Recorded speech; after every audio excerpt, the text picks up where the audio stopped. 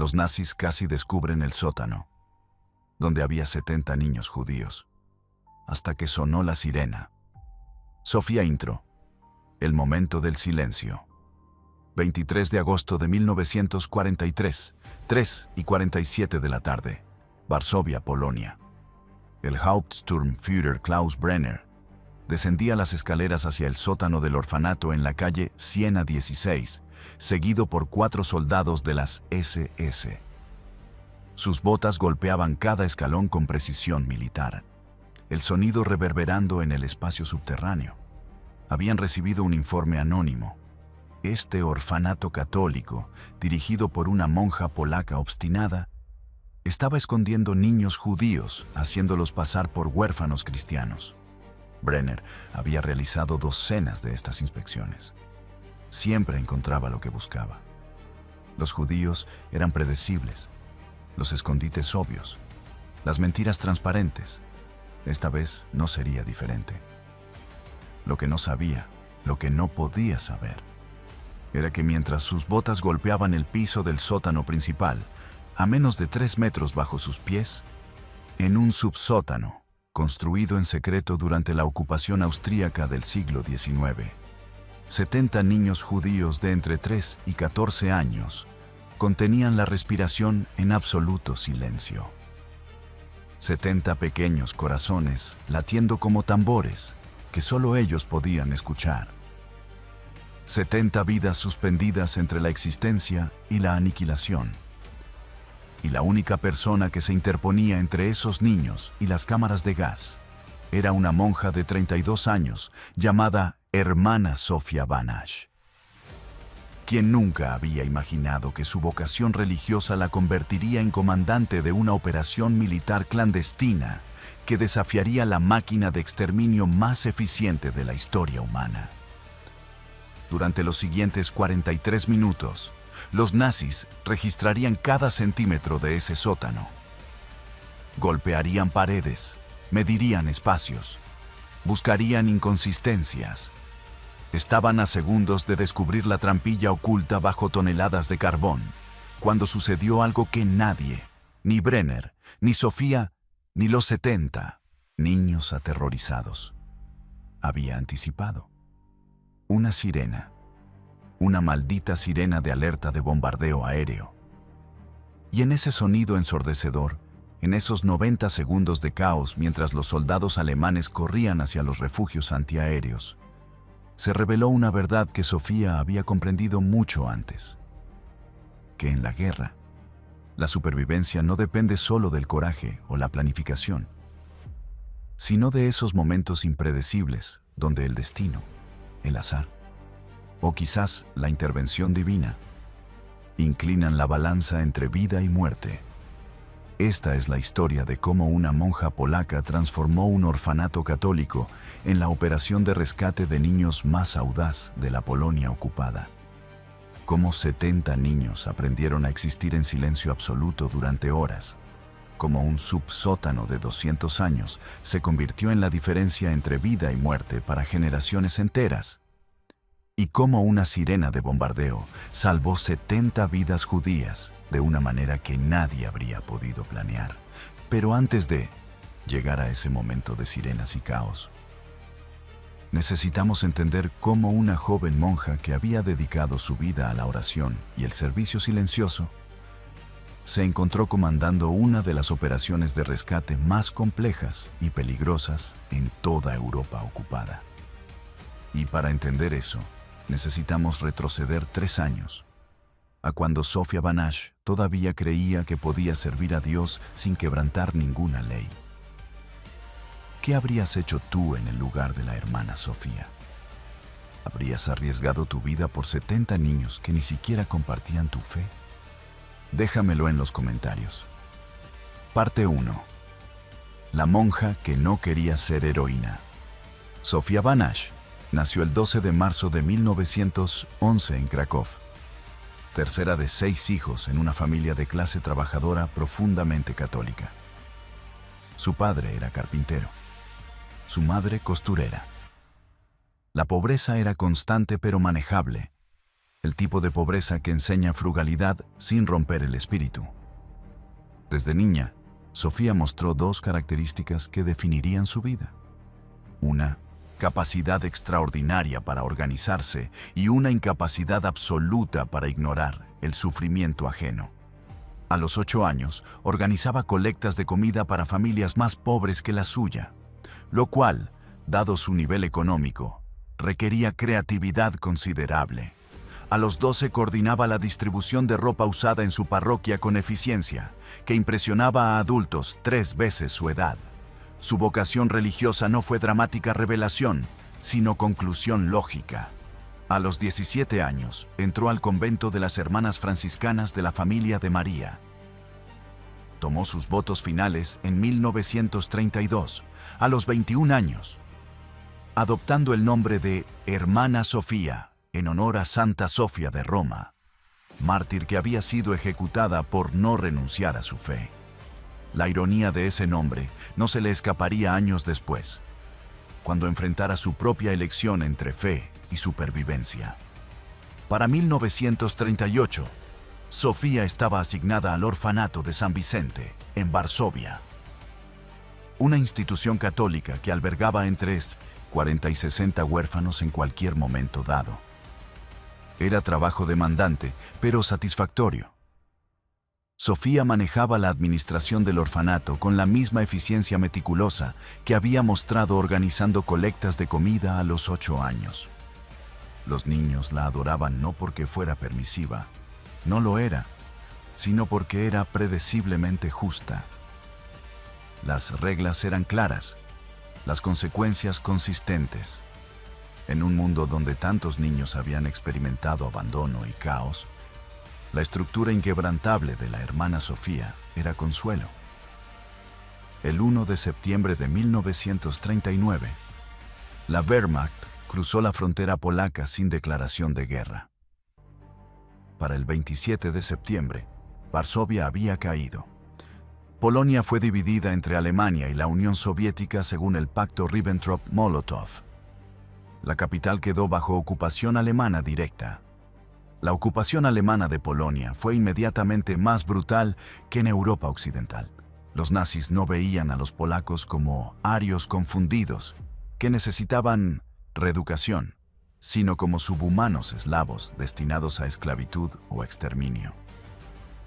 Las políticas antijudías fueron implementadas con velocidad y violencia sin precedentes. En octubre de 1939, judíos polacos fueron obligados a usar brazaletes con la estrella de David. En noviembre comenzaron las deportaciones a guetos. En octubre de 1940, el gueto de Varsovia fue establecido, concentrando 400.000 judíos en 3,4 kilómetros cuadrados. Muralla de 3 metros de alto. Entrada y salida prohibidas bajo pena de muerte. Sofía observaba estos desarrollos con horror creciente desde la relativa seguridad del orfanato. Como institución católica administrada por una orden religiosa reconocida, el orfanato disfrutaba de cierta protección.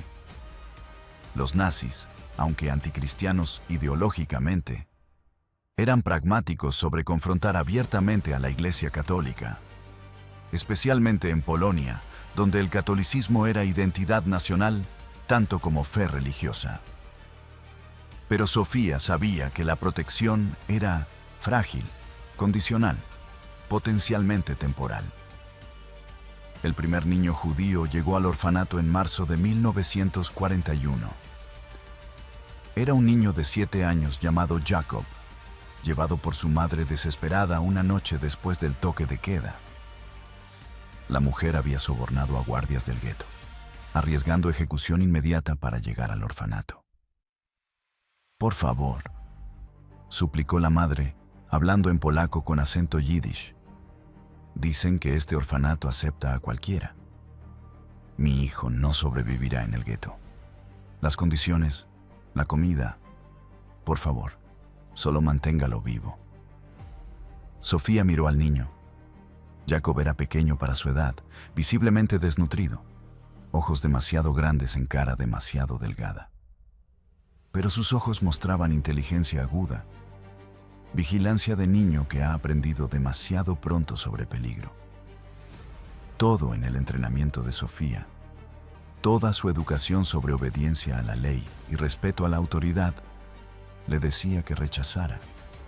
Esconder judíos era crimen capital.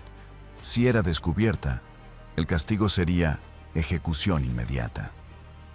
No solo para ella, sino para las otras monjas, probablemente para todos los niños del orfanato. Pero también sabía, con certeza absoluta que trascendía lógica, que rechazar a este niño sería traicionar todo lo que profesaba creer. Toda homilía sobre amor al prójimo, cada enseñanza sobre proteger a los débiles, cada oración pidiendo a Dios que guiara sus acciones. Todo convergía en este momento, esta decisión, este niño. ¿Está circuncidado?, preguntó Sofía. Pregunta práctica sin juicio moral. La madre asintió, avergonzada, como si la marca de su fe fuera defecto que debía disculpar. Entonces tendremos que tener cuidado con baños y exámenes médicos, dijo Sofía, más para sí misma que para la madre. ¿Habla polaco? Perfectamente, respondió la madre rápidamente, sin acento. Puede pasar por católico, sí. No necesita pasar por nada, interrumpió Sofía, sorprendiéndose a sí misma con la firmeza en su voz. Es niño, eso es suficiente. Lo cuidaremos. Esa noche, mientras Jacob dormía en una cama en el dormitorio con otros 30 niños huérfanos, Sofía se arrodilló en la capilla del orfanato y oró con intensidad que no había sentido en años. No oró por perdón por quebrantar la ley. No oró por protección contra descubrimiento. Oró por sabiduría para hacer más, porque sabía con claridad cristalina que Jacob sería solo el primero. Y estaba absolutamente correcta. Parte 2. Construyendo la máquina de rescate. Para junio de 1941. El orfanato albergaba 12 niños judíos entre 48 residentes totales. Cada uno había llegado por rutas diferentes, traídos por padres desesperados, familiares, a veces extraños que habían escuchado rumores de una monja en la calle Siena que no hacía preguntas. Sofía enfrentaba desafíos logísticos que se multiplicaban exponencialmente con cada niño adicional. El problema no era solo esconderlos, aunque eso era suficientemente complejo, sino crear identidades falsas que soportaran escrutinio nazi. Entrenar a niños para mentir convincentemente sobre sus propias historias. Gestionar documentación falsa, cupones de racionamiento, registros médicos. Y todo esto mientras mantenía las operaciones normales del orfanato, atendiendo inspecciones regulares de autoridades alemanas, manejando finanzas con recursos cada vez más limitados. Sofía entendió rápidamente que necesitaba ayuda. No podía hacer esto sola. Su primer recluta fue el padre Marcin Kowalski, párroco de la iglesia adyacente al orfanato. Kowalski tenía 62 años, veterano de la Primera Guerra Mundial, hombre que había visto suficiente violencia para no tener ilusiones románticas sobre guerra o humanidad. «Hermana Sofía», dijo Kowalski cuando ella le confesó lo que estaba haciendo. «Lo que está haciendo es heroico. También es absolutamente insano. Si es descubierta, todos moriremos. Usted entiende eso, ¿verdad?» «Lo entiendo, padre». Y aún así continúa. «No puedo no continuar». Kowalski estudió a la joven monja. Veía la determinación en sus ojos, pero también veía algo más: pragmatismo. Sofía no era idealista ingenua. Entendía los riesgos.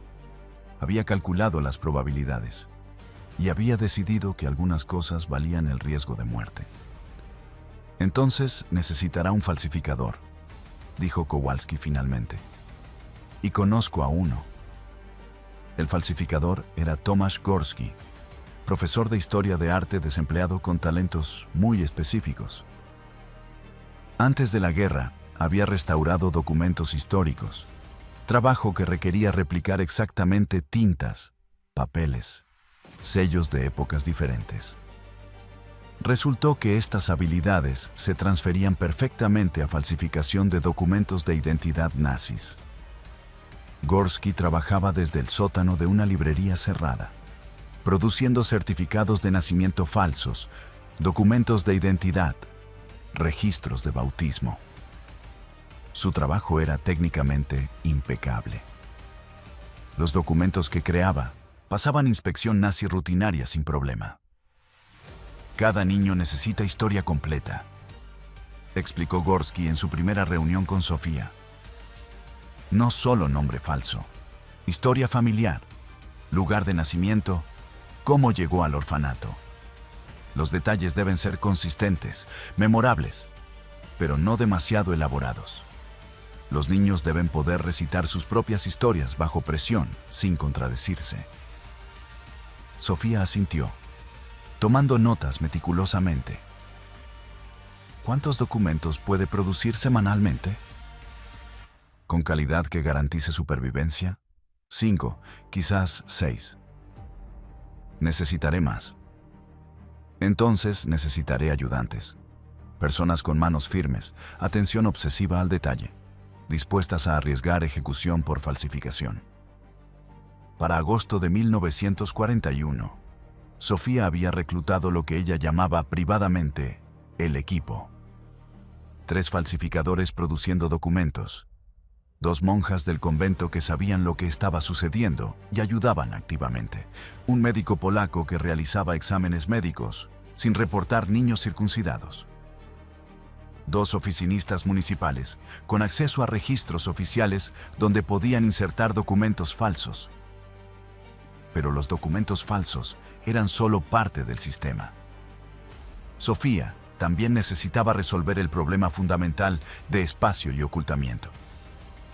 El orfanato tenía capacidad oficial para 50 niños. Los registros mostraban 48. Sofía estaba albergando 63. La discrepancia eventualmente sería notada durante inspecciones. Más crítico aún, si había redada, necesitaba lugar donde los niños judíos pudieran desaparecer instantáneamente. No podía confiar en documentos falsos solamente. Los nazis estaban desarrollando métodos cada vez más sofisticados para detectar judíos, exámenes físicos forzados, interrogatorios agresivos de niños, verificación cruzada de documentos con múltiples bases de datos. Necesitaba escondite. No lugar donde niños pudieran ocultarse por horas, sino donde pudieran vivir durante días o incluso semanas si era necesario. La solución llegó de fuente inesperada. Los planos arquitectónicos originales del edificio. El orfanato ocupaba estructura construida en 1784 durante el periodo de ocupación austríaca de Polonia. El padre Kowalski, investigando en archivos diocesanos, descubrió que el edificio original había incluido lo que los documentos llamaban bóveda de almacenamiento subterránea, construida bajo el sótano principal. Este subsótano aparentemente había sido utilizado durante las guerras napoleónicas para almacenar suministros. Luego fue sellado y olvidado cuando el edificio fue convertido en orfanato en 1850. Los planos mostraban acceso a través de trampilla en el piso del sótano principal. ¿Sellado significa qué, exactamente?, preguntó Sofía. Significa que rellenaron la trampilla con cemento y construyeron sobre ella, explicó Kowalski. Básicamente dejó de existir como espacio accesible. Pero el espacio mismo todavía está allí, bajo el cemento. Teóricamente sí, si lográramos romper el sello sin que nadie note. Sofía miró los planos antiguos, calculando mentalmente. El subsótano medía aproximadamente 10 metros por 8 metros, suficiente para 70 niños si era absolutamente necesario. Estaría oscuro, probablemente húmedo, definitivamente incómodo.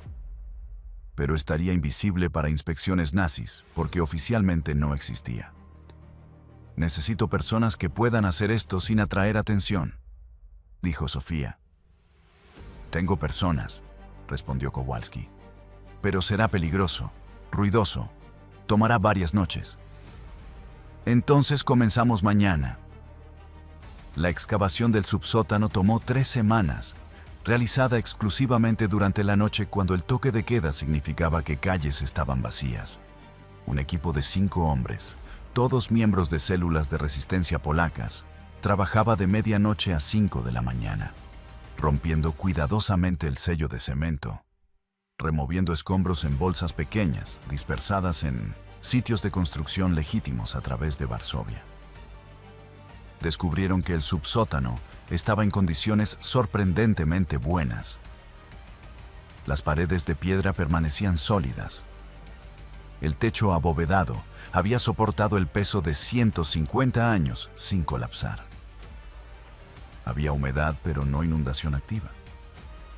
El espacio era exactamente lo que Sofía necesitaba. Grande, estructuralmente sólido y completamente invisible para cualquiera que no supiera que existía. Pero un espacio vacío era inútil sin infraestructura para sostener vida humana durante periodos extendidos. Parte 3. El subsótano imposible. Transformar un subsótano sellado de 150 años en refugio habitable que pudiera sostener 70 niños durante días requería ingeniería que bordeaba lo imposible, dado los recursos disponibles en Varsovia ocupada. El primer problema era oxígeno. El espacio estaba sellado, sin ventilación natural. 70 niños respirando en espacio cerrado agotarían el oxígeno, disponible en menos de 6 horas, resultando primero en desorientación, luego inconsciencia, finalmente asfixia. Jan Kowalski, sin relación con el padre Marcin Kowalski, era ingeniero mecánico que antes de la guerra había diseñado sistemas de ventilación para minas. Los nazis lo habían despedido de su posición en 1940 por negarse a unirse a la administración colaboracionista. Ahora trabajaba en la resistencia, aplicando su expertise en ambientes peligrosos a mantener personas vivas en escondites. El desafío, explicó Jan a Sofía, es crear flujo de aire sin crear evidencia visible. No podemos construir conductos de ventilación que atraviesen al exterior. Los nazis los encontrarían inmediatamente. Necesitamos solución que utilice espacios estructurales existentes en el edificio. Su solución era técnicamente brillante, pero brutalmente simple. El edificio del orfanato tenía sistema de tuberías de drenaje de 1784 que corría desde el sótano hasta la calle. Estas tuberías eran de cerámica de 10 centímetros de diámetro, originalmente diseñadas para drenar agua de lluvia. Jan propuso conectar el subsótano a estas tuberías de drenaje, utilizándolas como conductos de ventilación pasiva. El flujo de aire sería mínimo pero constante, suficiente para prevenir asfixia. ¿Y si los nazis inspeccionan las tuberías de drenaje?, preguntó Sofía. Verán tuberías de drenaje funcionando normalmente, respondió Jan. La conexión al subsótano estará oculta detrás de ladrillos que coinciden con la mampostería original. A menos que desarmen toda la tubería, lo cual no tienen razón para hacer, nunca encontrarán la conexión. La instalación del sistema de ventilación tomó 2 semanas. Jan trabajaba durante la noche con 2 asistentes, perforando cuidadosamente a través de piedra de 150 años para crear conexión invisible a las tuberías de drenaje existentes. Cuando terminaron, probaron el sistema con velas. Las velas, en el subsótano, permanecían encendidas indefinidamente, indicando flujo de oxígeno adecuado. Era victoria técnica pequeña con consecuencias enormes. Significaba que niños podían sobrevivir en el espacio durante días, si era necesario. El segundo problema era agua. 70 niños necesitaban aproximadamente 140 litros de agua potable diariamente para beber y básica higiene. No había manera de bombear agua al subsótano sin crear ruido y evidencia obvia. La solución era almacenamiento. Sofía ordenó instalación de 20 barriles de madera de 10 litros cada uno, llenados y almacenados permanentemente en el subsótano. 200 litros totales, suficiente para mantener 70 niños durante aproximadamente un día y medio. ¿Y después del día y medio?, preguntó una de las monjas ayudantes, hermana Ágata. «Entonces la redada habrá terminado o todos estaremos muertos», respondió Sofía con franqueza, que sorprendió a todos. «Si los nazis permanecen buscando más de 36 horas, encontrarán el subsótano eventualmente. Nuestro objetivo no es esconder niños indefinidamente, sino esconderlos suficientemente largo para que redada típica termine sin descubrimiento». El tercer problema era eliminación de desechos. 70 niños producen desechos humanos. En espacios cerrados sin plomería, eso creaba desafío sanitario masivo que podría resultar en enfermedad rápida. Jan diseñó sistema de letrina improvisada conectada directamente a las tuberías de drenaje del edificio. No era elegante, apenas era sanitaria según estándares normales, pero era funcional. Los desechos fluirían a través de las mismas tuberías que drenaban agua de lluvia del edificio, eventualmente al sistema de alcantarillado municipal de Varsovia. El cuarto problema era luz. El subsótano estaba en oscuridad absoluta. Sin ventanas, sin conexión eléctrica. Los niños estarían en negrura total, que causaría pánico, especialmente en los más jóvenes. Lámparas de aceite eran demasiado peligrosas. Consumían oxígeno y creaban humo. Velas tenían el mismo problema. Linternas eléctricas requerían baterías que en 1941, Varsovia ocupada, eran casi imposibles de obtener en cantidades suficientes. La solución final era minimalista: 6 lámparas de queroseno de combustión ultra baja, usadas solo cuando era absolutamente necesario, con instrucciones estrictas a los niños de permanecer mayormente en oscuridad para conservar oxígeno.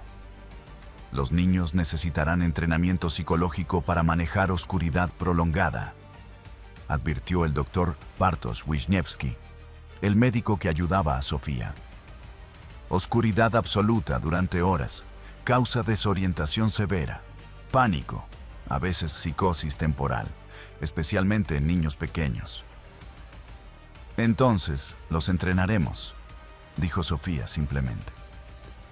Lo que siguió fue régimen de entrenamiento que a observadores modernos parecería cruel, pero que Sofía entendía era literalmente diferencia entre vida y muerte.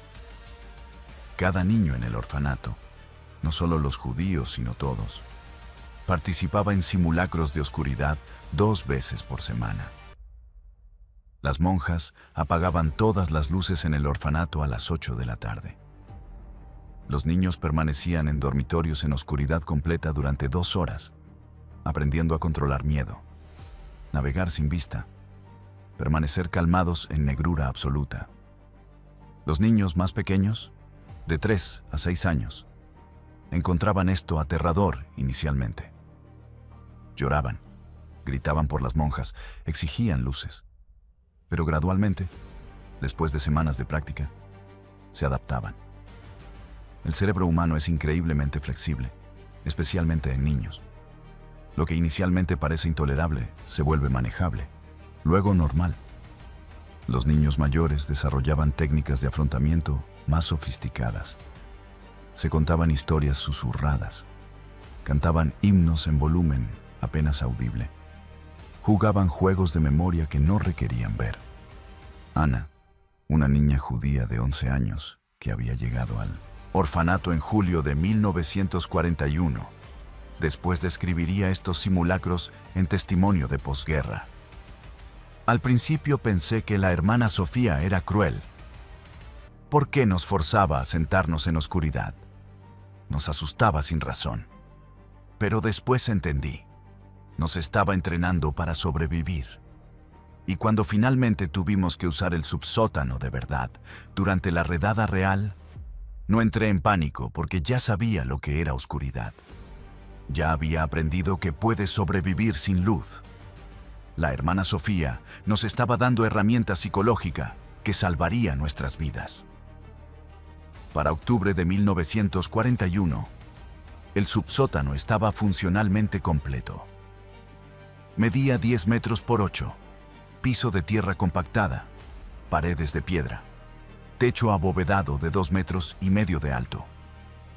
Contenía 20 barriles de agua, letrina conectada a drenaje, 6 lámparas de queroseno con suministro de combustible para aproximadamente 40 horas de uso total, mantas apiladas, pequeña cantidad de alimentos no perecederos.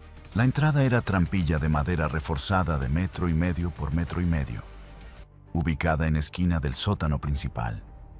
Cuando estaba cerrada, la trampilla estaba cubierta por toneladas de carbón almacenado para calefacción del orfanato durante el invierno. Era necesario remover el carbón para acceder a la trampilla, proceso que tomaba aproximadamente 15 minutos con varios adultos trabajando. 15 minutos es demasiado largo, observó Sofía. Si hay redada, no tendremos 15 minutos. Entonces mantendremos el carbón parcialmente removido, sugirió el padre Kowalski. Suficiente para que la trampilla sea accesible en 2 o 3 minutos. ¿Y cómo explicamos por qué el carbón está parcialmente removido en medio del sótano? Diremos que estamos reorganizando el almacenamiento. Los nazis no cuestionan trivialidades administrativas. Sofía asintió, apreciando el pensamiento práctico del viejo sacerdote.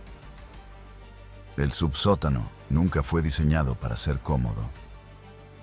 Fue diseñado para ser invisible y funcional, y en esos términos, era obra maestra de ingeniería clandestina. Pero toda la ingeniería del mundo era inútil si los niños no sabían cómo usarlo correctamente durante crisis real. Parte 4. Entrenando 70 niños para desaparecer. Sofía enfrentaba desafío que ningún manual de entrenamiento militar había contemplado. ¿Cómo enseñar a 70 niños, de edades 3 a 14 años, a desaparecer en 90 segundos sin pánico, sin ruido, sin error que pudiera costar 70 vidas? Los simulacros comenzaron en noviembre de 1941. Cada martes y viernes a las 2 de la tarde, Sofía activaba campana especial instalada en el orfanato. Era sonido diferente de las campanas normales que llamaban a comidas o oraciones. Tono único, urgente, imposible de confundir. Cuando esa campana sonaba, cada niño en el orfanato, sin importar qué estaban haciendo, tenía instrucciones de correr inmediatamente al sótano. Los primeros simulacros fueron desastres absolutos. Los niños tropezaban en escaleras. Los pequeños lloraban pidiendo sus juguetes. Los mayores hacían preguntas. El tiempo promedio del primer simulacro: 7 minutos y 40 segundos, completamente inaceptable. Sofía implementó sistema de entrenamiento progresivo con incentivos positivos y negativos. Incentivos positivos. El equipo más rápido en llegar al sótano, niños divididos en grupos de 10 por dormitorio, recibía postre extra esa noche. Para niños viviendo con racionamiento de guerra donde dulces eran rareza preciosa, la motivación era poderosa. Incentivos negativos. No castigos físicos. Eso era contra los principios de Sofía. Pero sí consecuencias que importaban. El equipo más lento tenía tareas de limpieza adicionales. Más importante, Sofía explicaba con franqueza espantosa que si no podían moverse rápido, morirían si los nazis venían. No les estoy enseñando juego, decía Sofía a los niños. Voz tranquila pero absolutamente seria. Les estoy enseñando cómo sobrevivir. Cada segundo cuenta. Si toman demasiado tiempo, todos moriremos. No solo ustedes, yo, la hermana Agatha, el padre Kowalski. Todos, ¿entienden? Los niños, incluso los de 3 años, entendían. El miedo es maestro poderoso, especialmente para niños judíos que ya habían visto cosas que ningún niño debería ver. Para diciembre de 1941, habían reducido el tiempo promedio a 4 minutos. Para enero de 1942, 2 minutos y 40 segundos. El mejor tiempo registrado. 1 minuto y 53 segundos del sonido de campana hasta el último niño entrando al subsótano. Pero velocidad era solo parte del entrenamiento. Sofía también necesitaba enseñar silencio absoluto. En el subsótano, con trampilla cerrada y carbón reposicionado sobre ella, 70 niños tenían que permanecer completamente silenciosos durante horas potencialmente, sin hablar, sin llorar, sin moverse más de lo absolutamente necesario. Para niños pequeños, esto era casi imposible. Un niño de 3 años no tiene control sobre impulsos de hablar, moverse, hacer ruido. El desarrollo cerebral simplemente no ha progresado suficientemente. Sofía desarrolló sistema de parejas, donde cada niño mayor era responsable de un niño menor. Si el niño pequeño hacía ruido, el mayor lo cubría, lo calmaba, lo silenciaba si era absolutamente necesario. También implementó simulacros de silencio. Los 70 niños entraban al subsótano.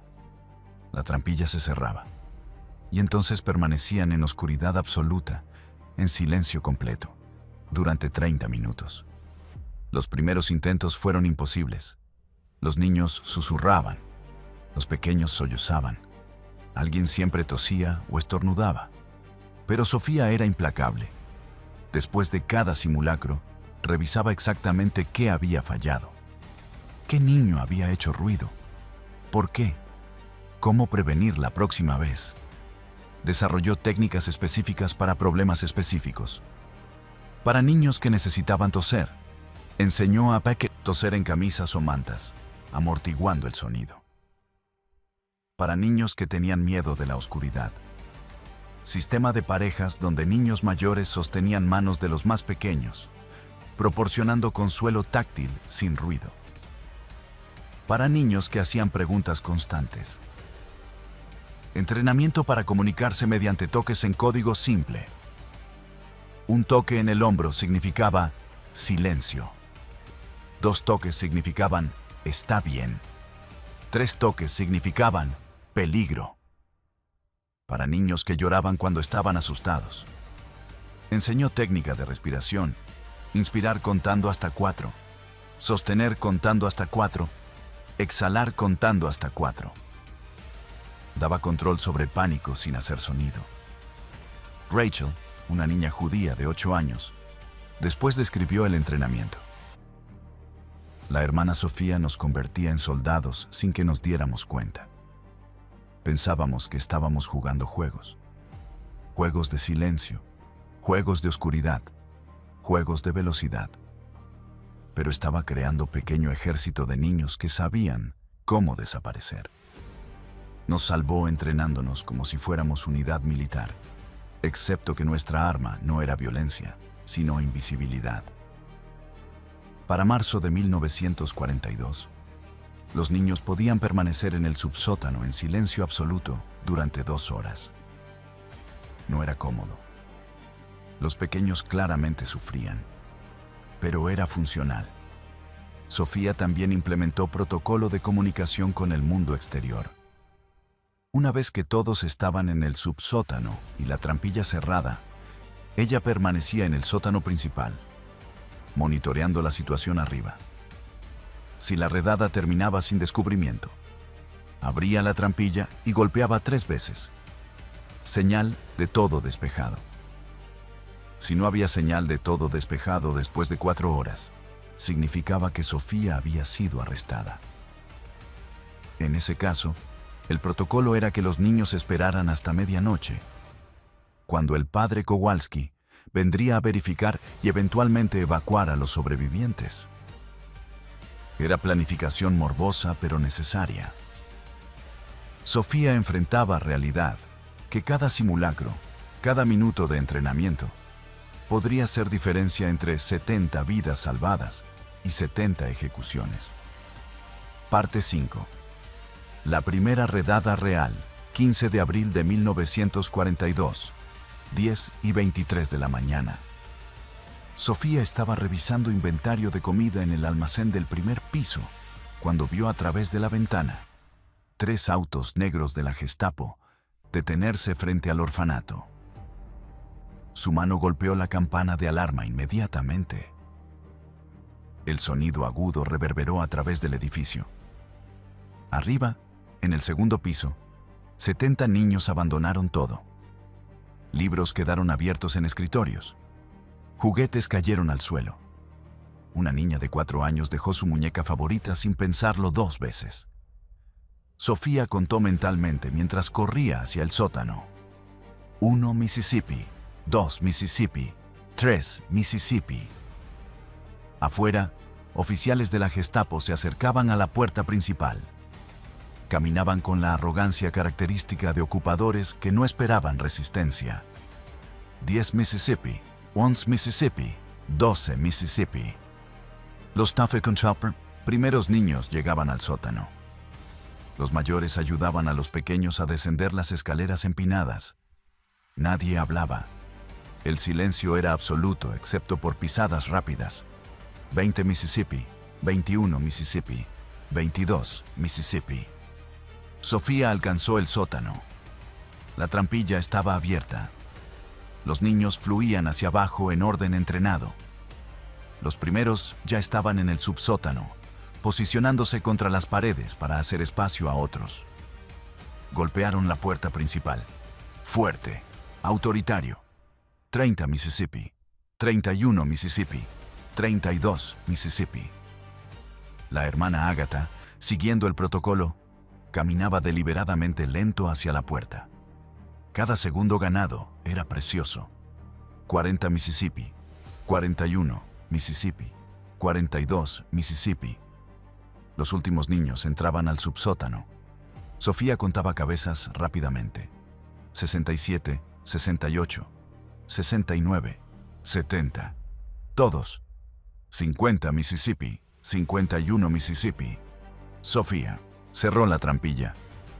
El padre Kowalski y 2 monjas comenzaron a esparcir carbón sobre ella, creando apariencia de almacenamiento normal. 60 Mississippi. 1 minuto. La puerta principal se abrió. Voces alemanas, bruscas, autoritarias. Somos de la Gestapo. Este edificio está siendo inspeccionado por posible violación de decretos raciales. Sofía subió las escaleras del sótano, forzándose a respirar normalmente, a caminar con paso medido. El terror era absoluto, pero no podía mostrarlo. Entró a la recepción donde 3 oficiales de la Gestapo confrontaban a la hermana Agatha. El líder era hombre de aproximadamente 40 años. Uniforme impecable, insignia de Obersturmführer visible. Soy la madre superiora de esta institución, dijo Sofía en alemán perfecto, voz tranquila. ¿Cómo puedo ayudarles? El oficial la estudió. Tenemos información de que este orfanato excede su capacidad registrada. También hemos recibido reportes de niños judíos escondidos, haciéndose pasar por católicos. Nuestros registros están completamente en orden, respondió Sofía. Tenemos exactamente 48 niños dentro de nuestra capacidad de 50. Todos son huérfanos católicos documentados. Entonces no tendrá problema con inspección. Ninguno. Por favor, sígame. Sofía los guió a través del orfanato con confianza que no sentía.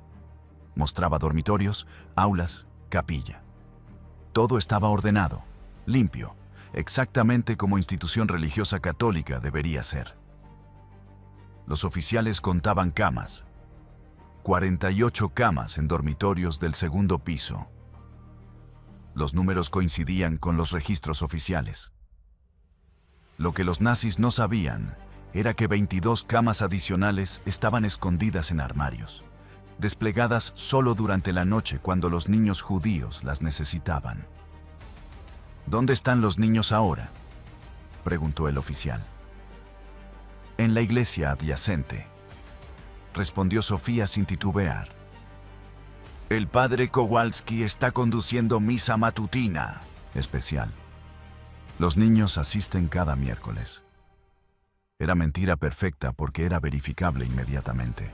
Los oficiales podían caminar 50 metros a la iglesia y ver 30 niños católicos reales asistiendo a misa. Los 40 judíos escondidos en el subsótano permanecían invisibles.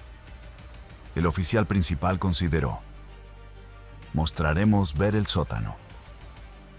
El corazón de Sofía se detuvo por una fracción de segundo, pero su expresión no cambió. Por supuesto, es principalmente almacenamiento de comida y carbón. Descendieron las escaleras al sótano. El padre Kowalski y las monjas habían hecho trabajo perfecto. El carbón estaba esparcido naturalmente sobre el área donde estaba la trampilla. Nada parecía sospechoso. Los oficiales caminaron a través del sótano, inspeccionando estantes de comida almacenada, barriles de vegetales en vinagre, sacos de grano. Golpearon paredes probando huecos. Midieron el espacio mentalmente. Uno de los oficiales se detuvo directamente sobre la trampilla, parado sobre carbón que cubría 70 niños aterrorizados a 3 metros bajo sus botas.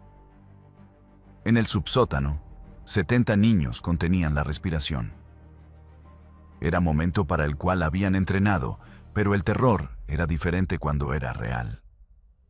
Ana, la niña de 11 años, sostenía mano de niño de 4 años que temblaba violentamente. Presionó 2 veces, código para «está bien». El niño pequeño apretó de vuelta, entendiendo. El oficial arriba movió su bota, removiendo algo de carbón mientras examinaba el área. Por terrible segundo, parecía que podría notar la trampilla. Entonces su compañero lo llamó. «Obersturmführer, encontré algo». El oficial se movió. Los 3 nazis convergieron en esquina del sótano, donde habían descubierto pequeño taller clandestino de carpintería, usado por el padre Kowalski para reparaciones menores, pero que a los nazis les pareció sospechoso. ¿Por qué tienen herramientas de carpintería?, demandó el oficial. Para mantenimiento del edificio, respondió Sofía calmadamente. Somos institución sin grandes fondos. Hacemos nuestras propias reparaciones cuando es posible. Era explicación razonable y los oficiales finalmente la aceptaron.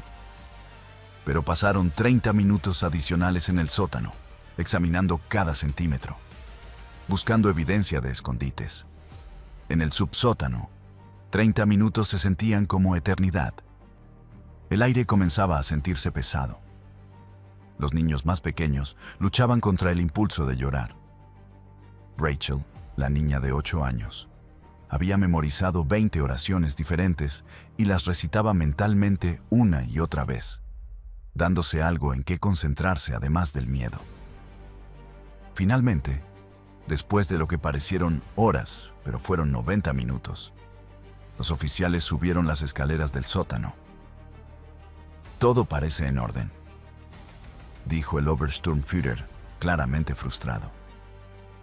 Pero estaremos monitoreando esta institución. Cualquier irregularidad será reportada. Por supuesto, respondió Sofía. Somos servidoras de Dios y de la ley. Los oficiales se fueron. Sofía esperó 15 minutos completos, asegurándose de que realmente se habían ido, antes de regresar al sótano. Removió el carbón de la trampilla, abrió, golpeó 3 veces. 70 caras pálidas, cubiertas de sudor, ojos salvajes, emergieron del subsótano. Varios niños colapsaron inmediatamente, hiperventilando. Otros lloraron silenciosamente.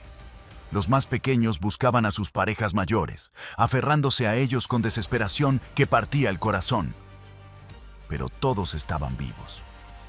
Los 70 estaban vivos. El sistema había funcionado. 1 minuto de preparación, 90 minutos de terror absoluto, pero había funcionado. Esa noche, mientras los niños dormían, los judíos en sus camas ocultas desplegadas después de que las luces se apagaran, Sofía se arrodilló en la capilla y lloró por primera vez desde que había comenzado esta operación. No eran lágrimas de miedo, sino de agotamiento emocional y realización terrible. Esto no era incidente único. Era solo el comienzo. Habría más redadas, más inspecciones, más momentos donde 70 vidas dependían de centímetros de madera y toneladas de carbón. Y eventualmente, estadísticamente, inevitablemente, su suerte se acabaría. Parte 6. Expandiendo lo imposible. La redada de abril de 1942 probó que el sistema funcionaba, pero también reveló vulnerabilidad crítica. El orfanato solo podía albergar 70 niños judíos si 30 niños católicos legítimos ocupaban los registros oficiales. Era equilibrio precario, que limitaba severamente cuántos podían ser salvados. Sofía entendió que necesitaba expandir operación sin expandir visibilidad. Su solución era red de casas de tránsito. El orfanato se convertiría en hub central. Pero niños serían movidos constantemente a ubicaciones más permanentes, granjas en el campo, conventos en pueblos pequeños, familias católicas dispuestas a falsificar adopciones. Para mayo de 1942, Sofía coordinaba operación que involucraba 16 ubicaciones de escondite permanente, cada una albergando entre 3 y 10 niños judíos. El orfanato servía como estación de procesamiento. Niños llegaban, recibían documentos falsos, memorización de historias falsas, entrenamiento básico de supervivencia. Luego eran transportados a ubicaciones permanentes. La logística era pesadilla. Cada niño necesitaba documentos de identidad falsos impecables, historia personal memorizada que explicaba cómo habían llegado a estar disponibles para adopción/acogida, conocimiento básico del catolicismo, oraciones, rituales, calendario litúrgico, suficiente para pasar interrogatorio casual, entrenamiento psicológico para mentir convincentemente sobre su identidad, conexión con familia de acogida o institución que estaba arriesgando ejecución al esconderlos. Y todo esto tenía que suceder mientras simultáneamente manteniendo operaciones normales del orfanato, evitando sospecha, manejando inspecciones nazis regulares. El sistema requería coordinación que rivalizaría operaciones militares modernas. Sofía desarrolló red de corredores, principalmente mujeres jóvenes católicas que podían viajar sin atraer sospecha, que transportaban niños entre ubicaciones. Los niños viajaban disfrazados de sobrinos visitando tías, de estudiantes transferidos a escuelas diferentes, de pacientes transportados a sanatorios. Cada historia era elaborada meticulosamente para soportar interrogatorio casual en puntos de control alemanes. María Kowalska, sin relación con el padre Marcin, era una de las corredoras más efectivas. Tenía 24 años, apariencia perfectamente aria, alemán fluido con acento que podía modular entre polaco nativo y alemán de Volksdeutsche, alemanes étnicos viviendo en Polonia. El truco, María después explicaría, era actuar como si pertenecieras exactamente donde estabas, sin nerviosismo, sin miradas furtivas.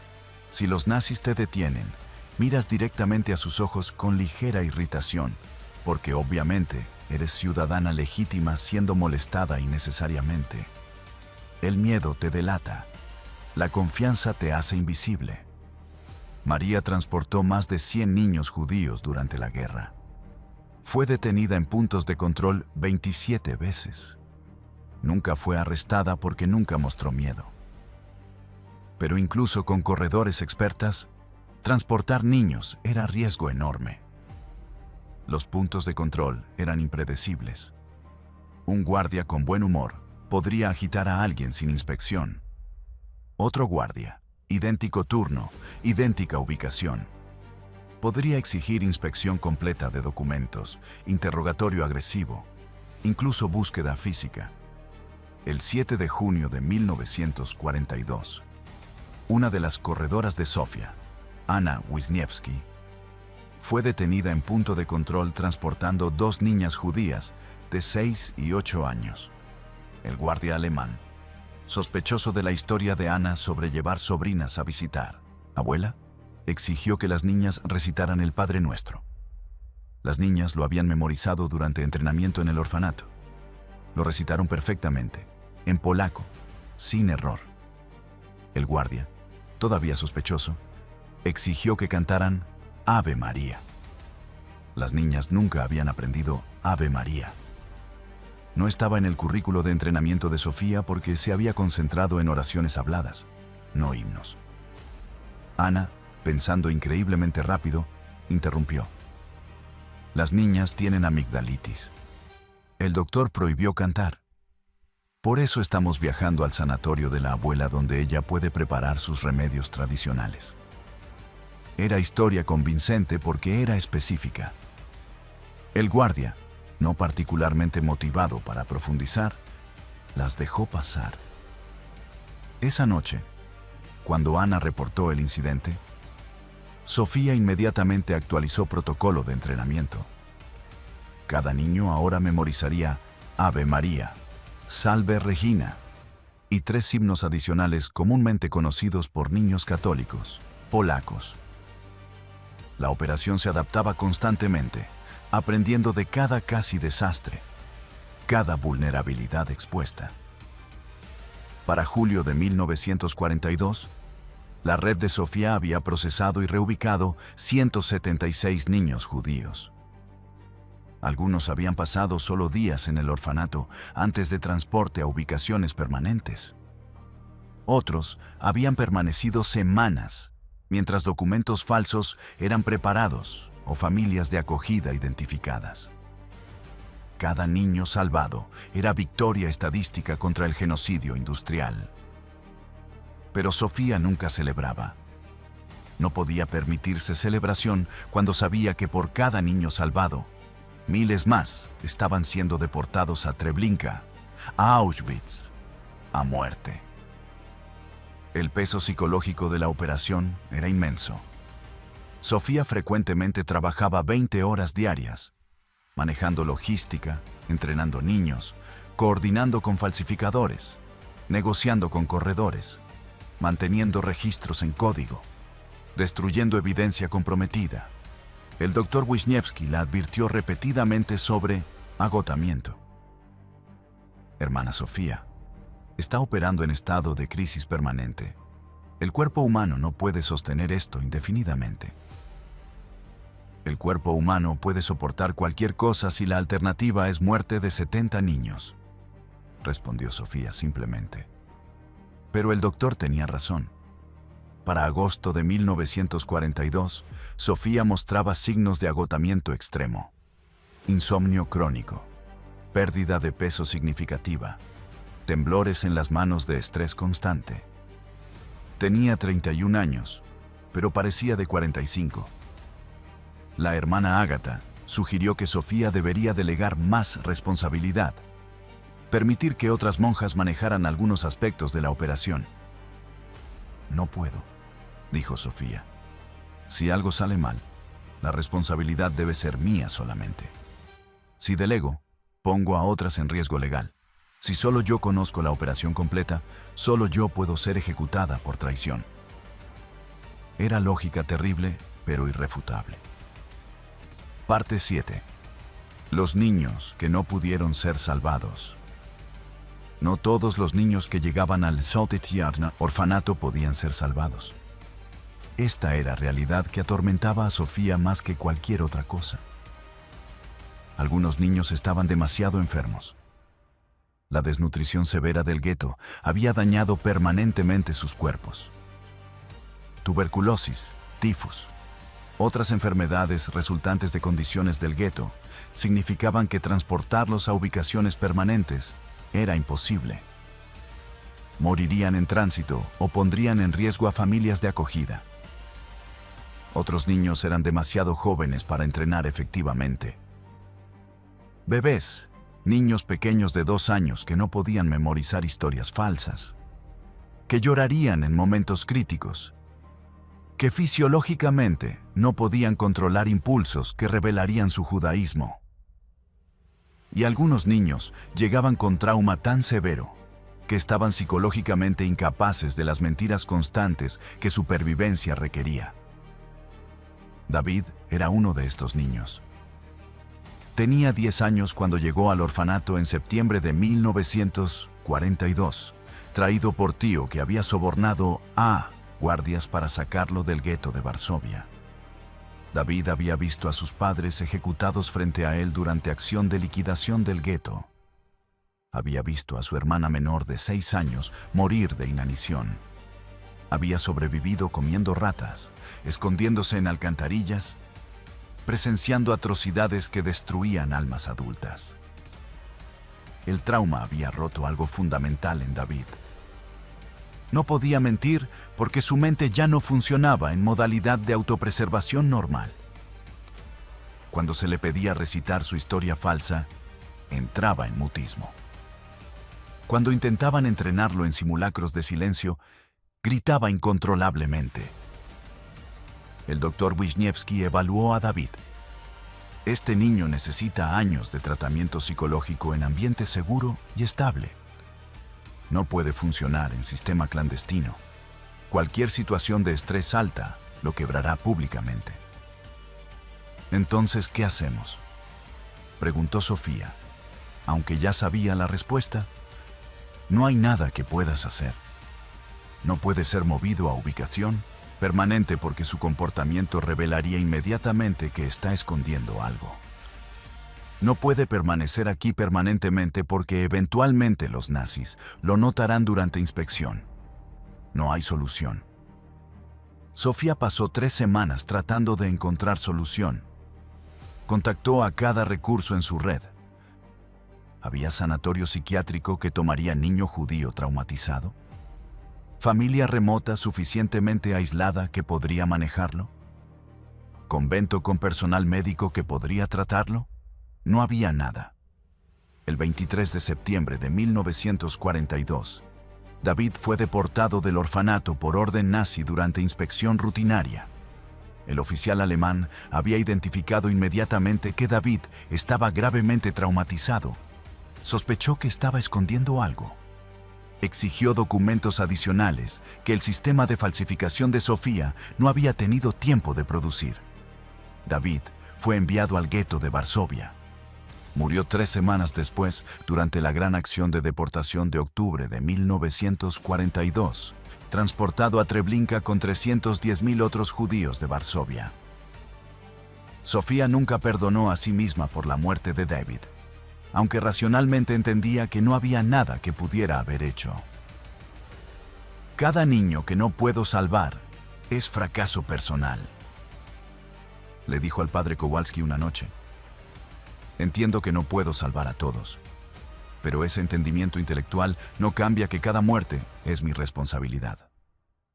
No, respondió Kowalski firmemente. Cada muerte es responsabilidad de los nazis. Tú eres responsable de los que salvas, no de los que no puedes. ¿Cuál es la diferencia? La diferencia es que tú duermes por las noches, eventualmente, o te destruyes con culpa imposible. Sofía no durmió bien otra vez durante toda la guerra. Entre septiembre de 1942 y febrero de 1943, aproximadamente 15 niños pasaron por el orfanato que Sofía no pudo reubicar exitosamente.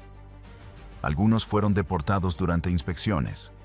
Otros murieron de enfermedades antes de que transporte pudiera ser arreglado. 2 fueron traicionados por informantes polacos y arrestados en tránsito. Cada muerte era peso adicional que Sofía llevaba. Pero al mismo tiempo, 230 niños fueron exitosamente procesados, documentados, entrenados y transportados a ubicaciones permanentes donde sobrevivieron la guerra.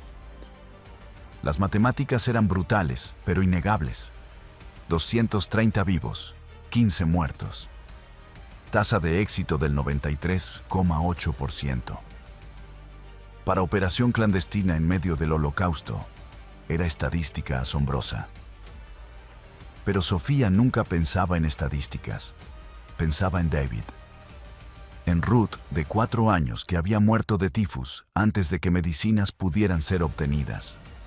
En Abraham, de 13 años, que había sido identificado como judío en punto de control, porque había entrado en pánico cuando guardia alemán le había gritado.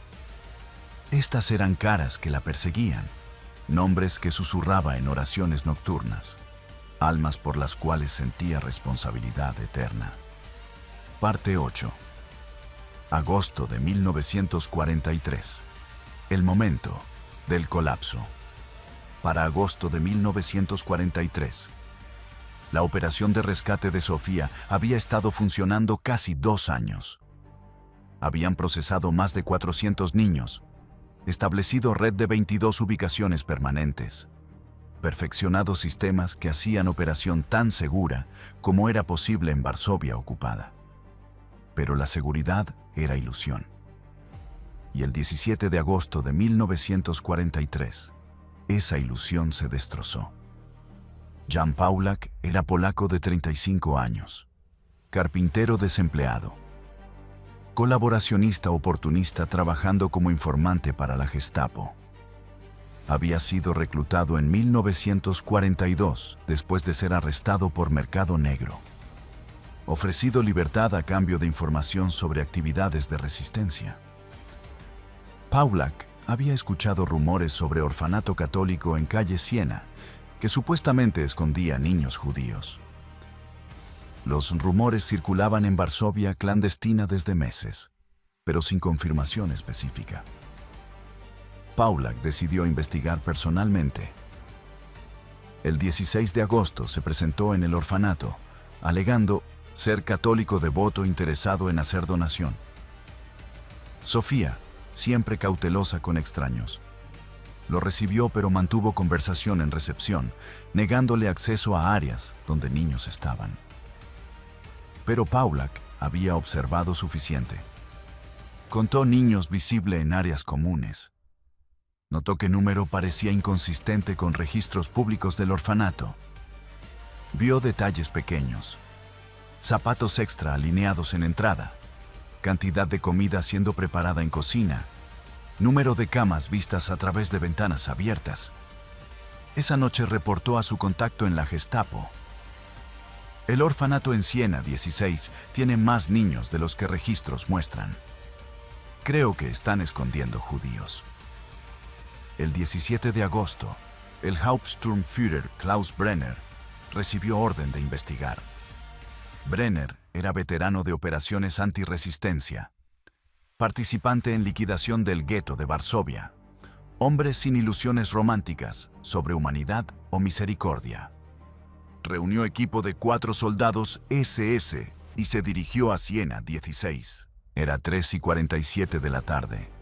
Momento estratégicamente elegido cuando asumía que niños estarían en actividades estructuradas, más fáciles de contar y controlar. Sofía vio los autos llegando. Su mano golpeó la campana de alarma. Pero esta vez, algo era diferente.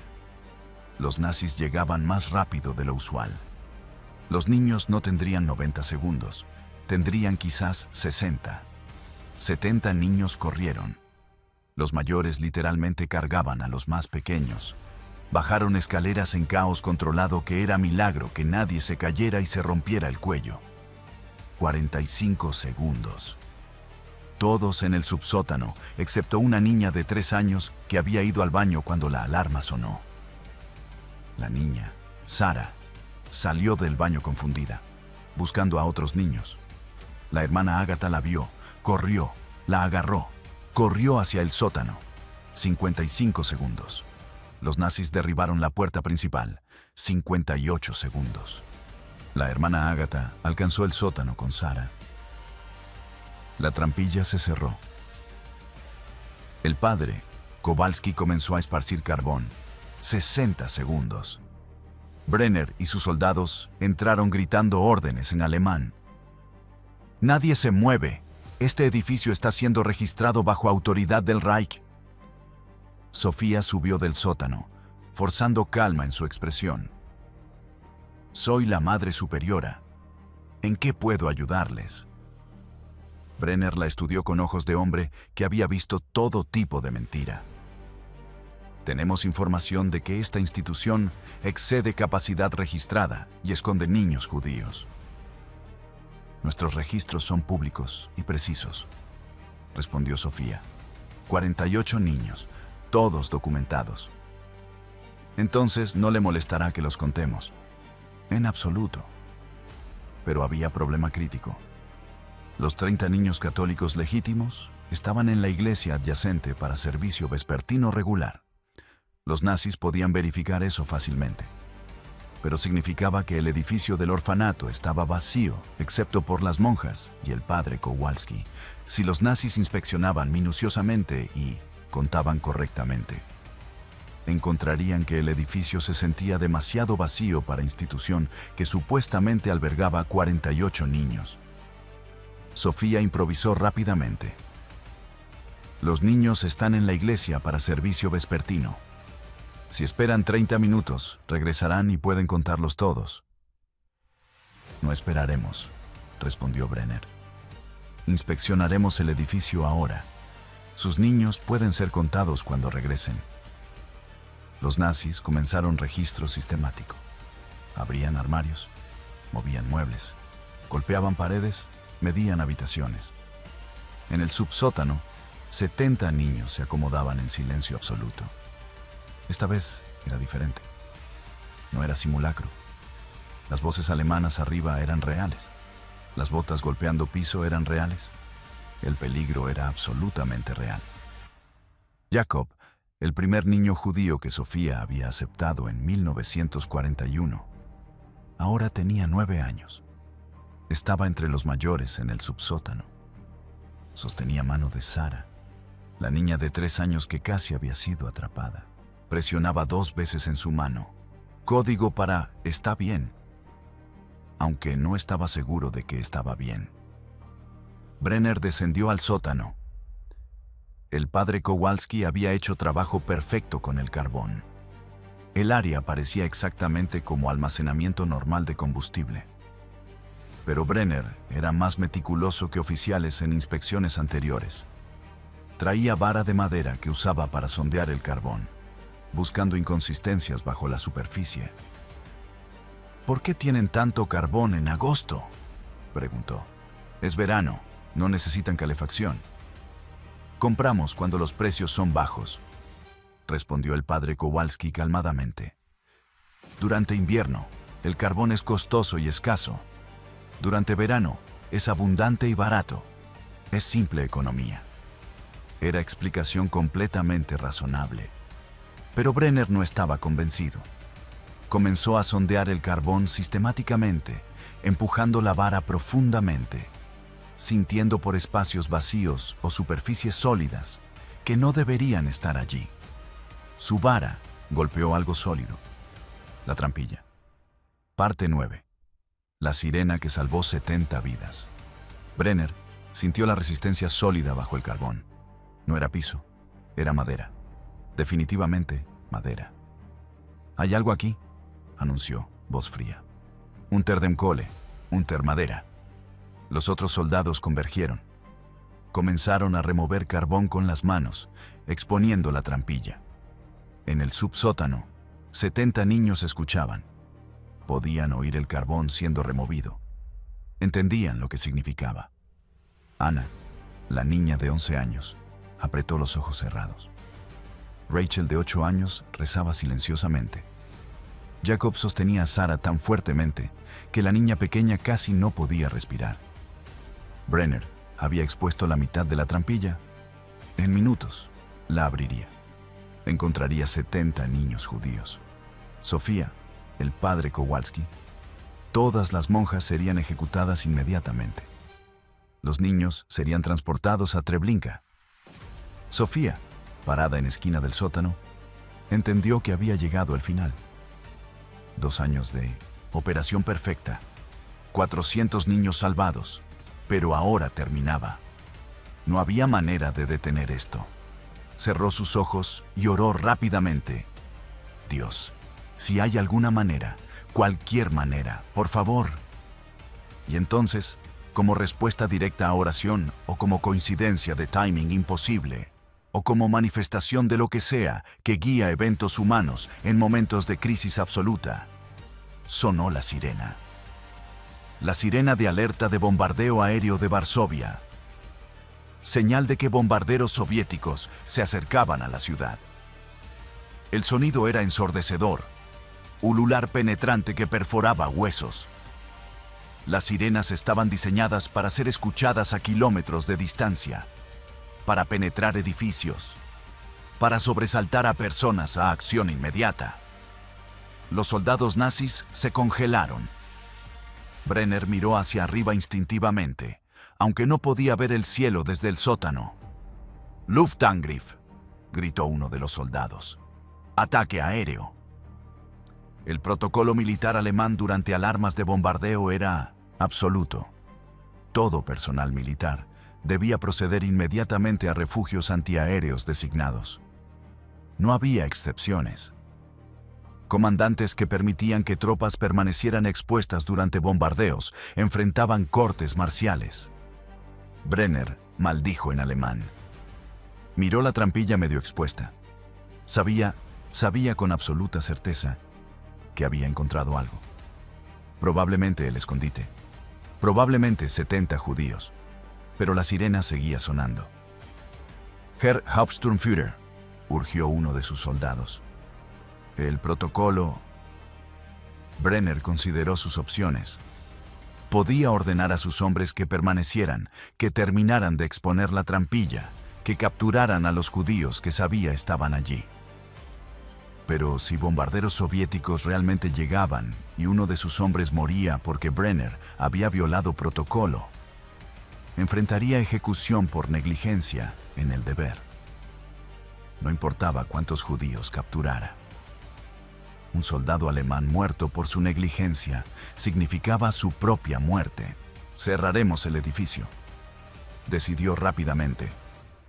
«Dejaremos 2 guardias afuera. Nadie entra o sale. Regresaremos cuando el bombardeo termine». Los nazis corrieron escaleras arriba. Posicionaron 2 soldados en la entrada del orfanato con órdenes de disparar a cualquiera que intentara salir. Luego Brenner y el resto corrieron hacia el refugio antiaéreo más cercano, 3 calles al este. La sirena continuó durante 90 segundos más. Luego se detuvo. Había sido falsa alarma. Los bombarderos soviéticos habían cambiado curso antes de alcanzar Varsovia. En el subsótano, 70 niños permanecieron absolutamente inmóviles. No sabían qué había pasado arriba. No sabían que había habido sirena. Solo sabían que habían escuchado voces alemanas removiendo carbón directamente sobre sus cabezas. Luego, súbitamente, las voces habían desaparecido. Sofía esperó 5 minutos antes de moverse del sótano. Subió cuidadosamente las escaleras. Miró a través de ventana. Vio 2 soldados nazis parados afuera de la entrada principal. El orfanato estaba sitiado. Bajó al sótano. El padre Kowalski la miró interrogativamente. «Hay guardias afuera», Sofía susurró. «El edificio está sellado. No podemos sacar a los niños».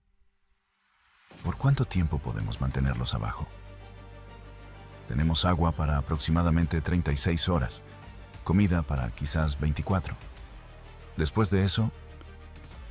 No terminó la sentencia. No necesitaba hacerlo.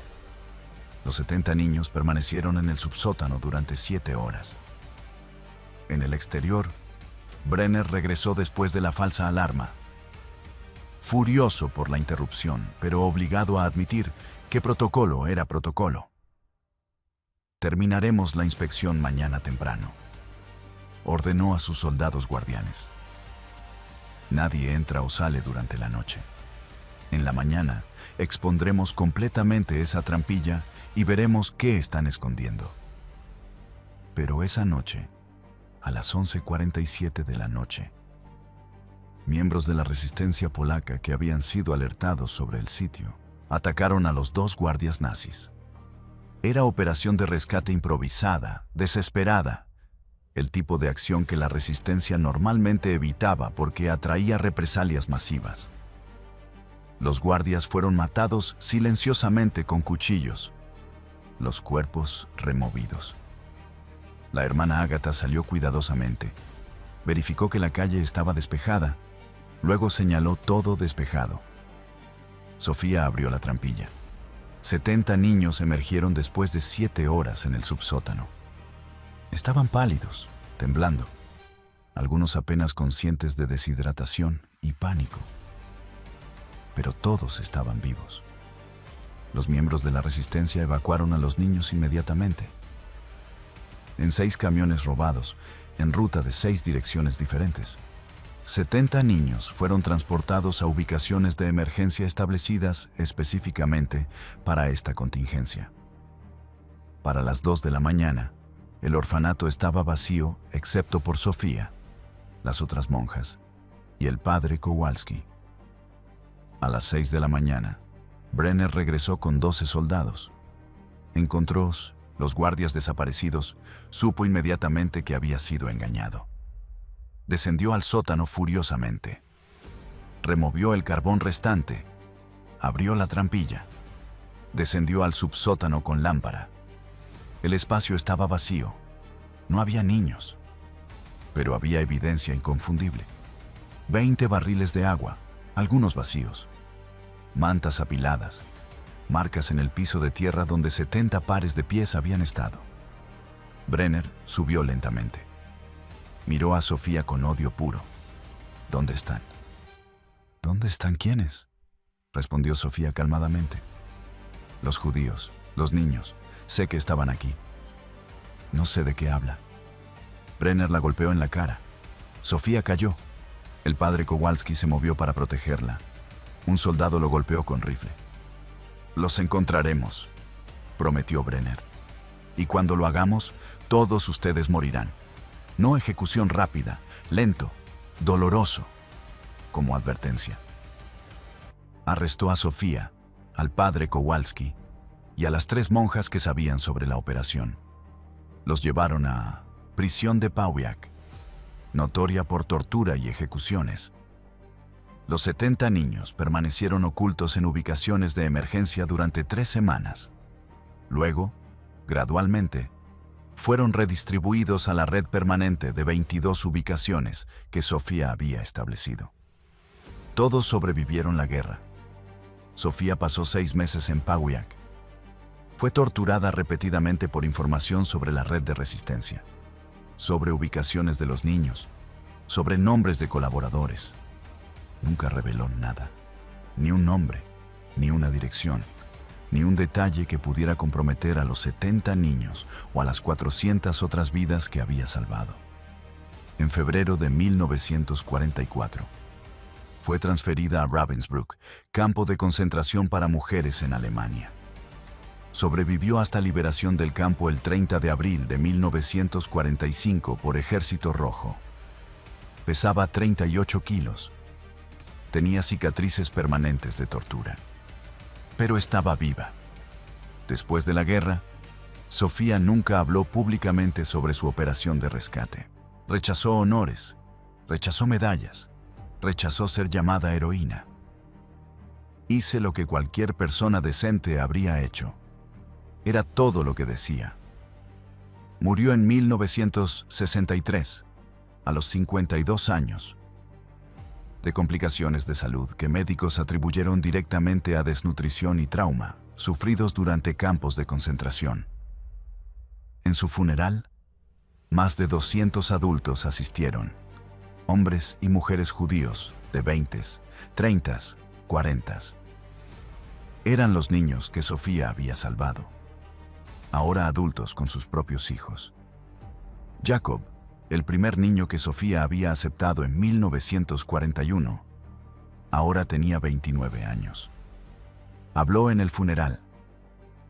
La hermana Sofía nos enseñó algo que ningún libro puede enseñar. Nos enseñó que existe bondad que trasciende tribu, que trasciende religión, que trasciende autopreservación. Era monja católica que arriesgó todo por niños judíos porque no veía judíos o católicos.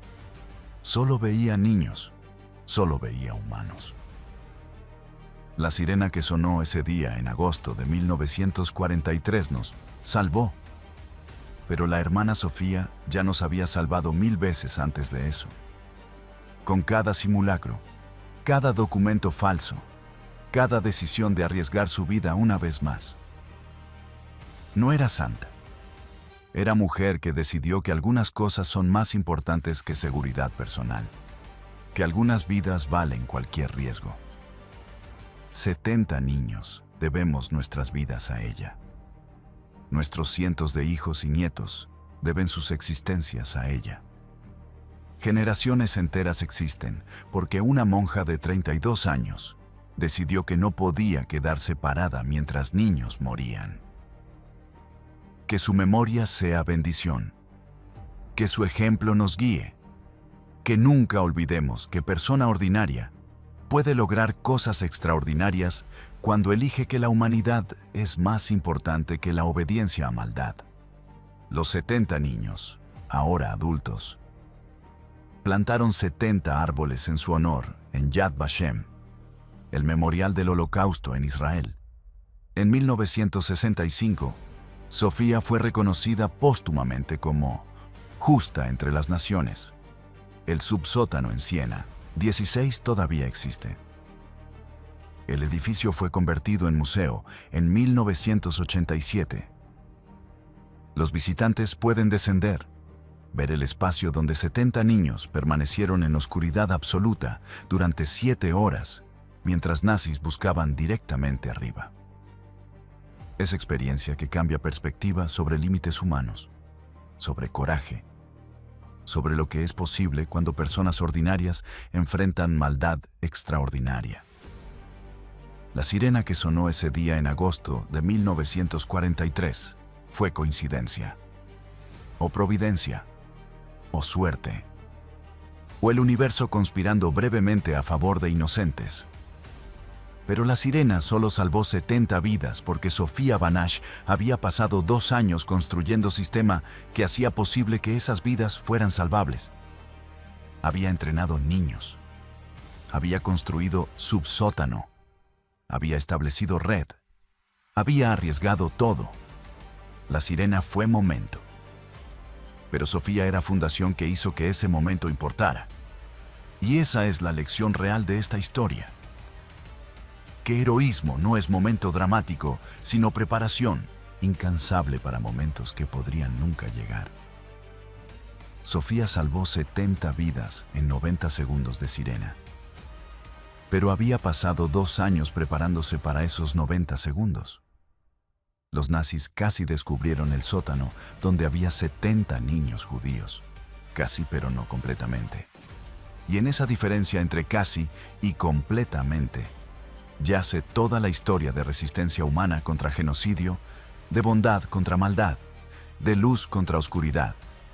Una monja, 70 niños, un subsótano imposible, una sirena en el momento exacto, y después 400 vidas salvadas que se convirtieron en miles de descendientes. La aritmética del bien es increíble. Una persona que decide actuar crea ondas que se expanden por generaciones. Sofía Banach probablemente nunca calculó cuántas futuras vidas estaba salvando. Solo sabía que había 70 niños que necesitaban ayuda ahora. A veces, ahora es suficiente. A veces, una persona decidida es suficiente. A veces, incluso contra máquina industrial de muerte, incluso contra todo el poder de régimen totalitario, la resistencia tranquila de monja ordinaria es suficiente. Los nazis construyeron Treblinka, construyeron Auschwitz, construyeron sistema de exterminio que mató 6 millones. Contra eso, Sofía construyó subsótano de 10 metros por 8. No era mucho, pero fue suficiente para 70 vidas. Y esas 70 vidas resultaron importar más que cualquiera podría haber imaginado.